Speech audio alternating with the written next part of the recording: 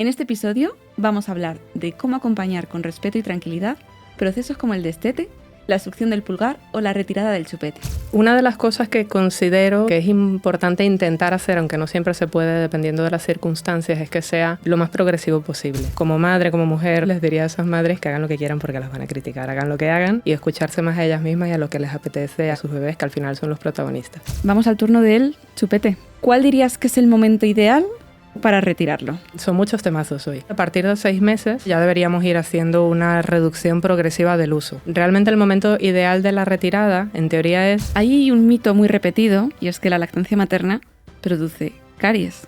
¿Qué hay de cierto en esto? Porque profesionales recomiendan suspender la lactancia por esta razón. Ser padre o madre de un niño de 2 o 3 años es como vivir una montaña rusa de emociones. Ya no es un bebé, pero tampoco es del todo mayor. Y hay ciertos hábitos que han estado ahí desde el principio. La lactancia materna, el chupete o el dedo pulgar en la boca. Sabes que en algún momento hay que dejarlos atrás, pero no siempre es fácil saber cuándo ni cómo hacerlo sin que se convierta en una batalla campal. En este episodio vamos a hablar de cómo acompañar con respeto y tranquilidad procesos como el destete, la succión del pulgar o la retirada del chupete.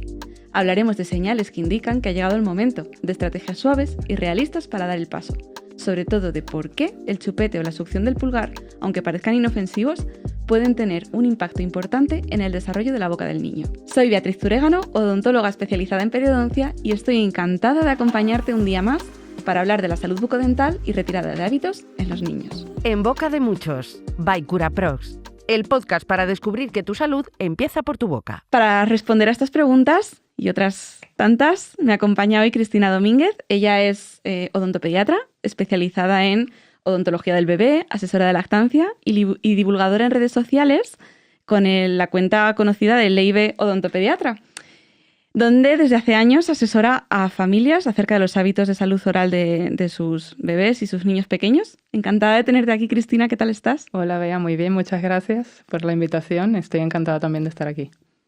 Bueno, hemos hablado en la introducción de lactancia materna, de destete, de la lactancia. Hemos hablado de chupete y de retirada de hábito de succión del pulgar.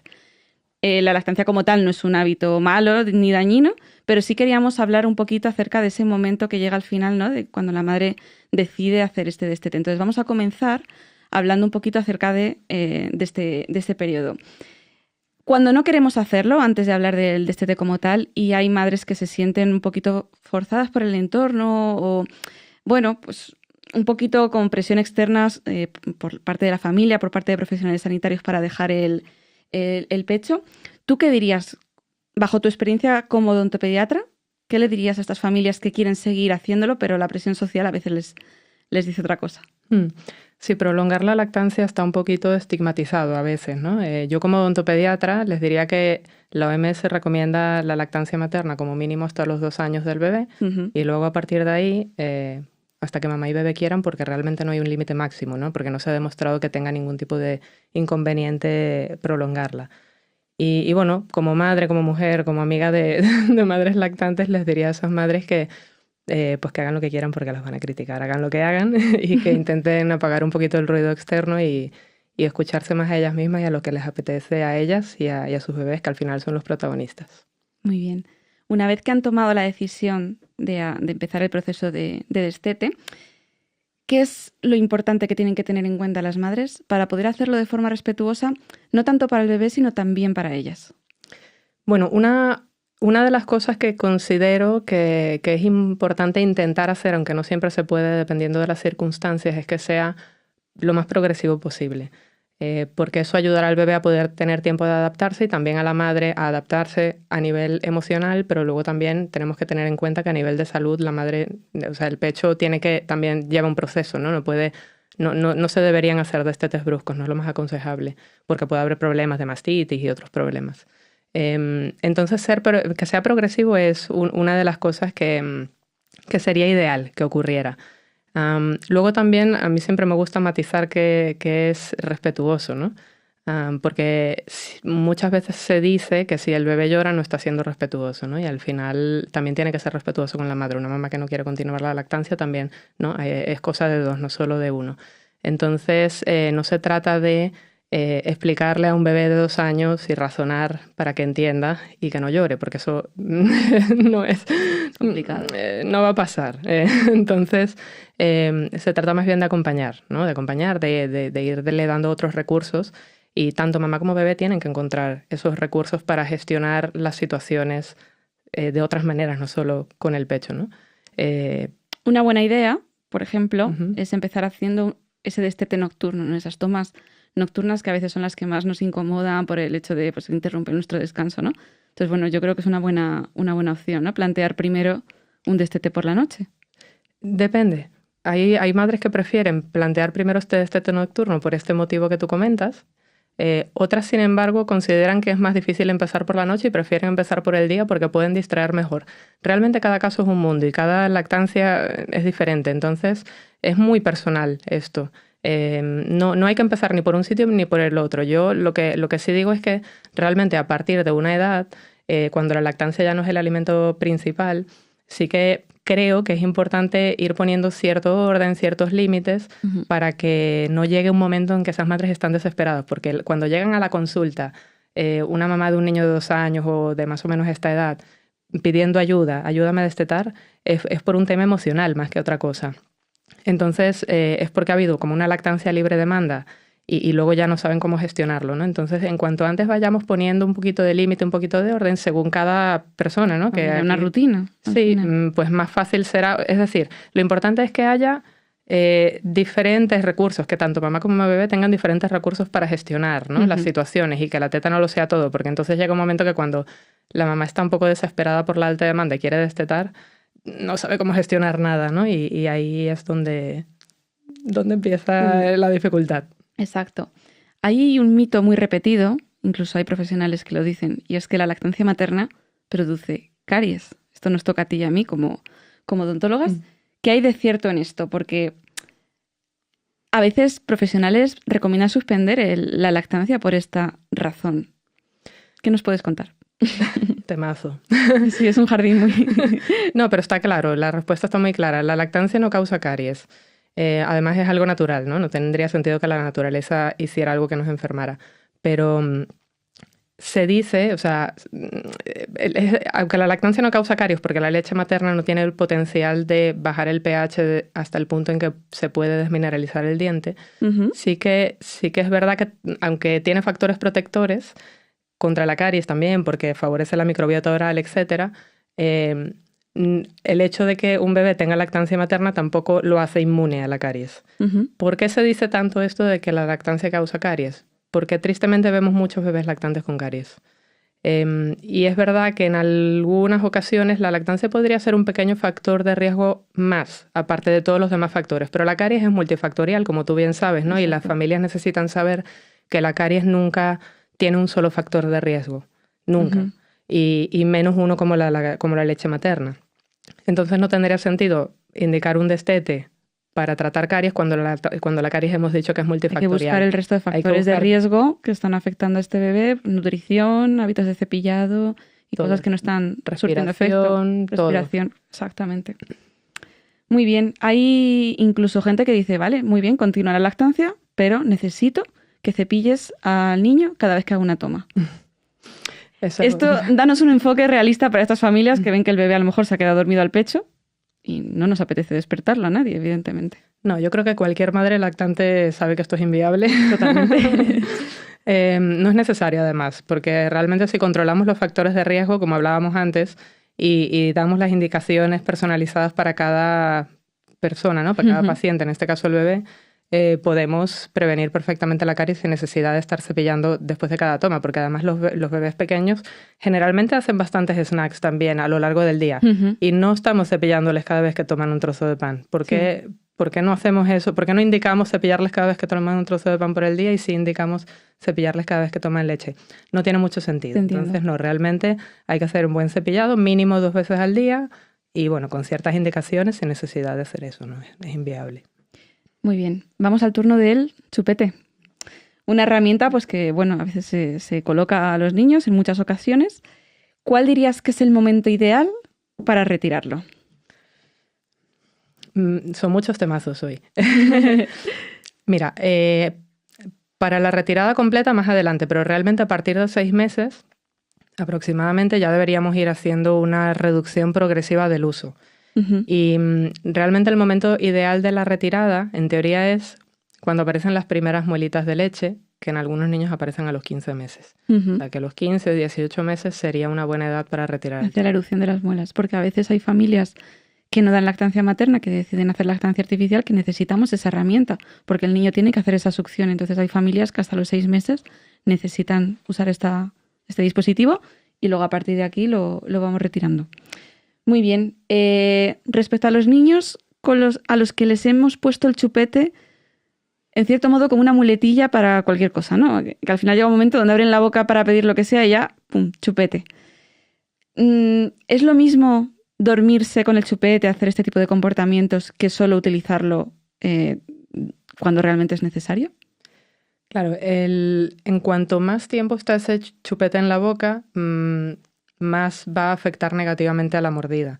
Y nosotros lo que queremos es que los labios estén cerrados la mayor parte del tiempo, la lengua esté pegada al paladar, y el chupete al final es una interferencia que evita que esto ocurra.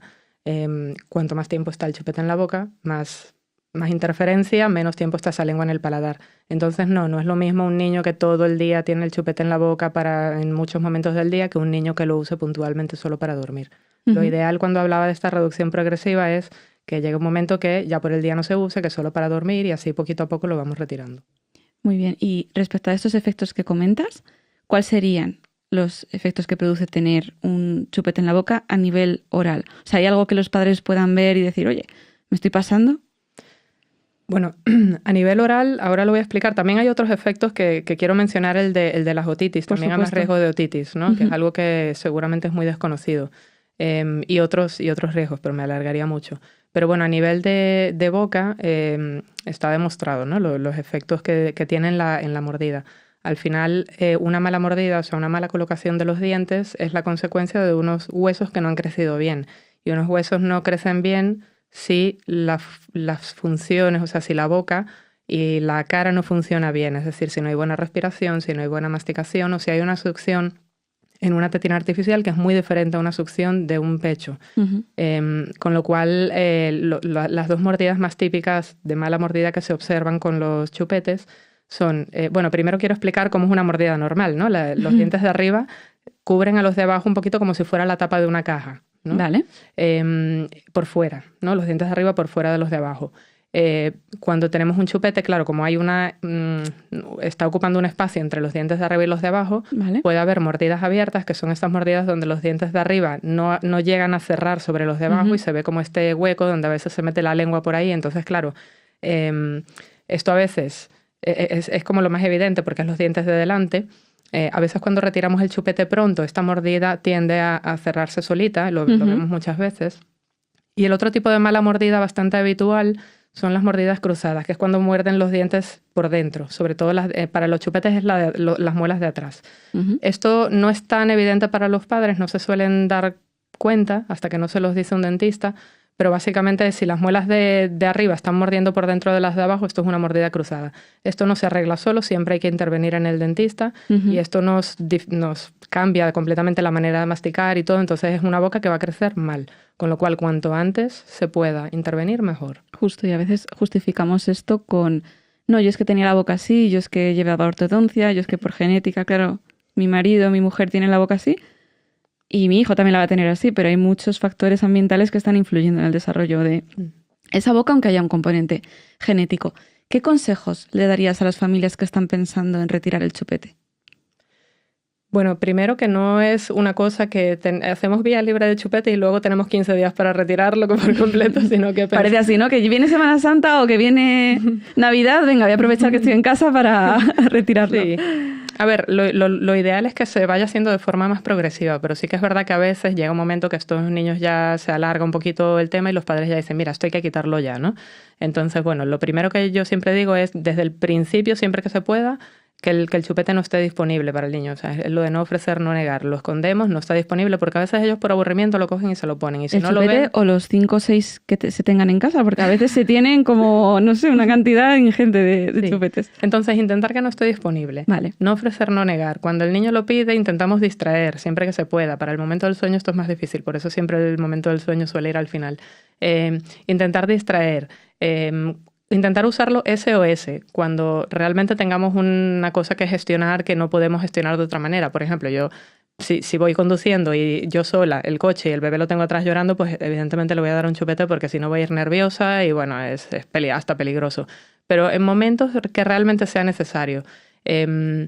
Y luego ya intentar también reducir el tiempo, ¿no? O sea, lo colocamos, gestionamos ese momento intenso y lo retiramos cuando se acabe el momento intenso. Es ir reduciendo. Y luego ya cuando llegan fechas pues como Navidad y todo esto, pues podemos aprovechar para darle una narrativa a ese bebé, de decirle, bueno, lo vamos a dejar a los Reyes para cambiarlo por un regalo. Bueno, una narrativa que en su cabecita tenga sentido y que una vez que lo hayamos decidido no volver atrás, porque claro, no podemos decir que se lo han llevado los Reyes y luego de repente aparece otra vez el chupete, porque eso no funcionaría muy bien. Totalmente. Respecto al tema de la otitis que me estabas comentando antes, desarróllalo un poquito más. ¿Qué relación hay entre el uso del chupete y la otitis?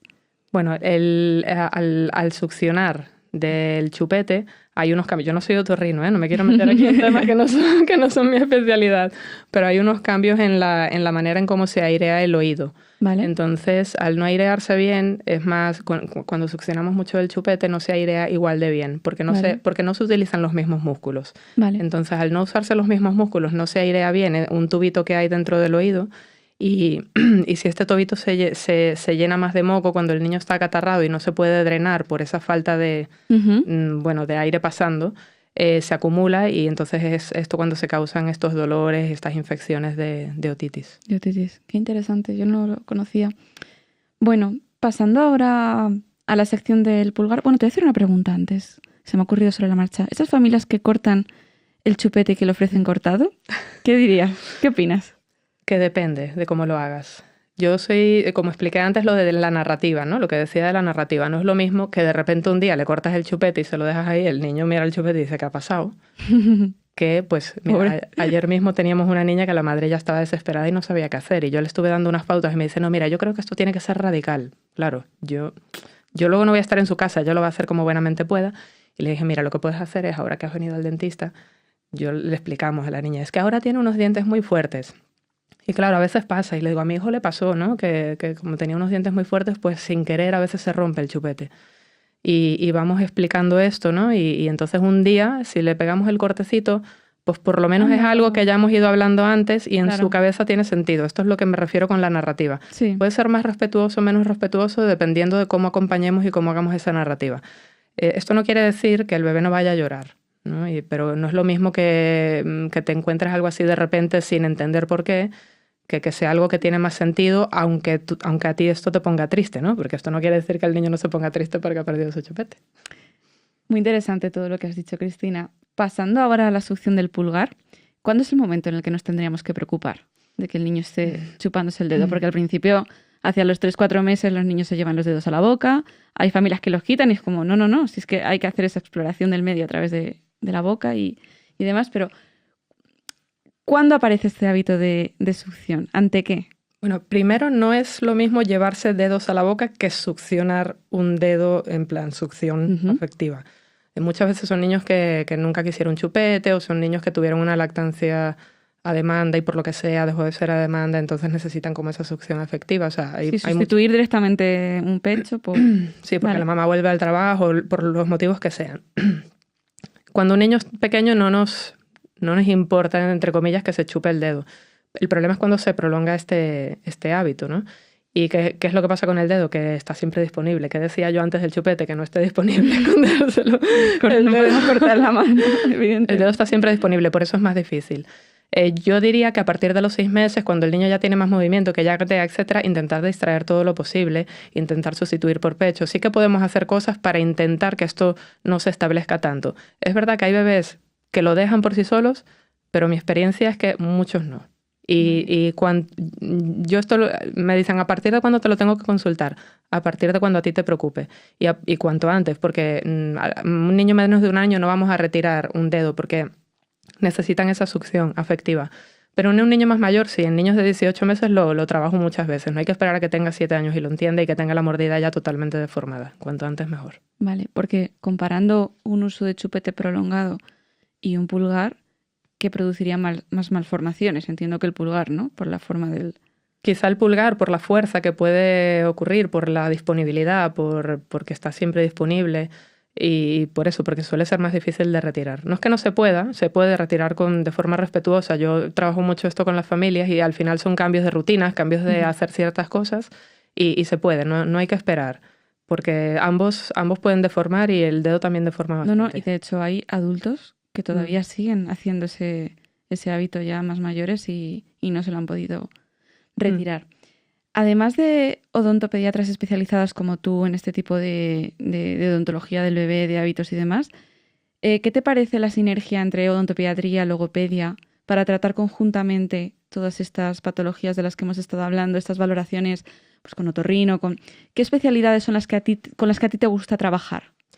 Bueno, yo a las logopedas derivo muchísimo, a las logopedas miofuncionales, que son además un perfil que no es tan fácil de encontrar y bueno, me parece uno de los principales, otorrinos también, y yo diría que en ciertos aspectos de estos que hemos hablado, a veces incluso psicólogas perinatal, porque a veces hay temas de relación de la mamá con el bebé, de cómo gestionar ciertas situaciones que ahí una psicóloga también puede ayudar, entonces también derivo. Muy bien. Vamos a hacer ahora un resumen de todo lo que hemos repasado en la entrevista mediante una serie de afirmaciones que yo te voy a dar. Me vas a decir si son mito o realidad, me las explicas para que quede claro toda la línea que le hemos querido dar a este episodio. El primero, la lactancia materna produce caries. No. No, ¿ha quedado claro? No, ya está. Ya lo expliqué y ya está, no. Es multifactorial. Definitivamente no se puede culpar a un solo factor y mucho menos a la lactancia. Se puede manejar caries sin necesidad de destetar. Como profesionales sanitarios, debería ser nuestra prioridad proteger este hábito hasta que la familia lo desee, la mamá lo desee y todo lo que se pueda. El chupete hay que retirarlo sí o sí antes de los 3 años. Has dicho con la erupción de las muelas. Yo entiendo que de ahí a 3 años nos vamos mucho tiempo. 3 años es bastante tarde. Pero hay niños por la calle. Sí, lo sé, pero es tarde. Sí, es muy tarde. Sé que no es fácil, ¿eh? O sea, no quiero que esto suene como un juicio. Sí. Pero es tarde. O sea, para el tema de salud bucal, que es lo que estamos hablando, es tarde. Ante la duda que le pueda surgir a las familias sobre no, pero es que hay chupetes más malos que otros, esto es cierto, el típico de bola de cereza es terrible, pero en general todos van a producir a partir de esta edad deformación. Sí, al final queremos que la lengua esté pegada al paladar y con un chupete no va a estar pegada al paladar. Vale. Si mi bebé usa el chupete solo para dormir, no va a tener efectos negativos. También los efectos en las malas mordidas son multifactoriales también, el chupete no es el único factor. Pero sí, puede tener. Queremos que la lengua esté pegada al paladar, repito, me voy a repetir todo mucho. El rato, no, importantísimo. Aquí todo el mundo con la boca pegada. La lengua, a ver si la tenemos todos pegada al paladar. Y si no, logopeda miofuncional. Eso. Pero en cuanto más tiempo, cuanto más oportunidades tenga esa lengua de estar en el lugar correcto, mejor. Si solo lo usamos puntualmente para dormir, el bebé se duerme y se lo quita, mejor que si duerme con él toda la noche, mejor que si está con él toda la noche y además por el día. Perfecto.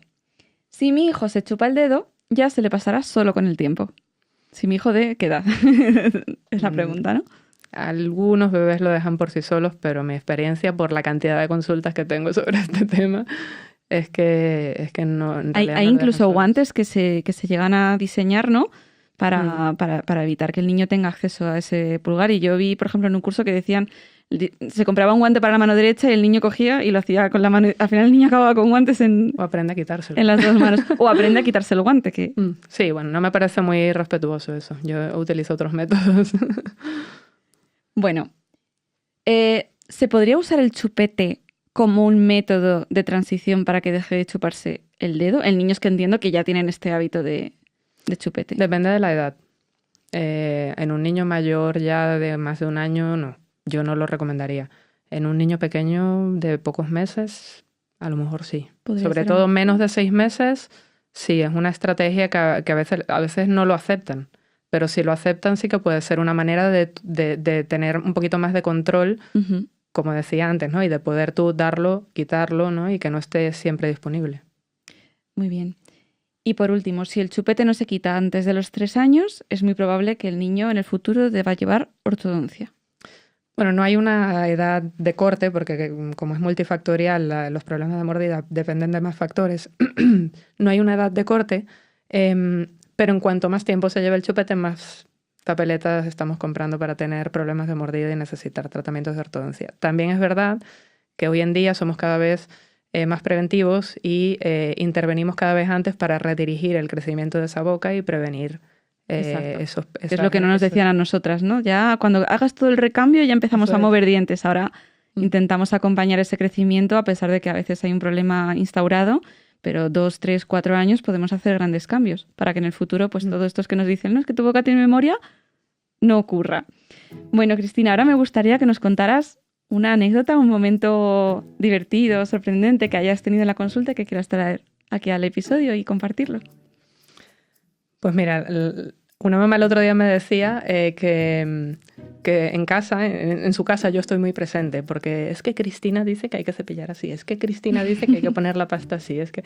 Y claro, eso me recordó a que mi hijo necesitó un pequeño tratamiento para mejorar su mordida en casa de herrero cuchillo de palo, y yo quise hacer de madre y lo llevé a una compañera a que le hiciera el tratamiento. Y entonces, bueno, le hicieron el tratamiento y luego esta compañera y amiga, Inés, le decía... Bueno, puedes comer cositas blanditas porque, claro, con este tratamiento iba a tener un poquito de dificultad para masticar al principio. Y puedes comer cosas blandas, pues como tortilla francesa, pues fresas, y le dijo varios alimentos, ¿no? Llegamos a casa y yo le di un plátano. Le dije, mira, puedes comer un plátano que es blandito. Y me dice, mamá, pero Inés no dijo que podía comer plátano. Y digo, pero es blando. Pero Inés no dijo que podía comer plátano. Solo los alimentos que y digo, ya, pero yo también soy dentista. Entonces... puedes comer plátano. Y me dice, ¿pero de dentista quién es mejor, tú o Inés? y digo, vale, tienes... ¿no? Al final yo soy referente en casa de otros, pero en mi propia casa. Total. Y mira, ¿por qué me ha derivado a una persona si mi madre es dentista, no? Si es tan buena. Al final le escribí a Inés, le dije, por favor, ¿me puedes mandar un audio diciendo que puede comer plátano? La narrativa. Y entonces es lo único que funciona. Cuando escuchó el audio de Andrés, sí que puedes comer plátano, entonces ya se comió el plátano. Qué bueno, qué bueno. Los hijos de los dentistas, madre mía. Les pasa todo lo que les pasa, todo lo que queremos que no ocurra, les pasa a nuestros hijos. Bueno, me ha encantado la entrevista, Cristina. Muchísimas gracias por habernos acompañado. Por nuestra parte, volvemos dentro de 2 semanas. Recuerda que nos puedes seguir en nuestras redes sociales, Curaden Spain y Curaprox Spain. Y que, bueno, si quieres hacer alguna sugerencia para el podcast o enviarnos una consulta, nos puedes escribir por ese canal. Nos vemos. En boca de muchos, by Curaprox. El podcast para descubrir que tu salud empieza por tu boca.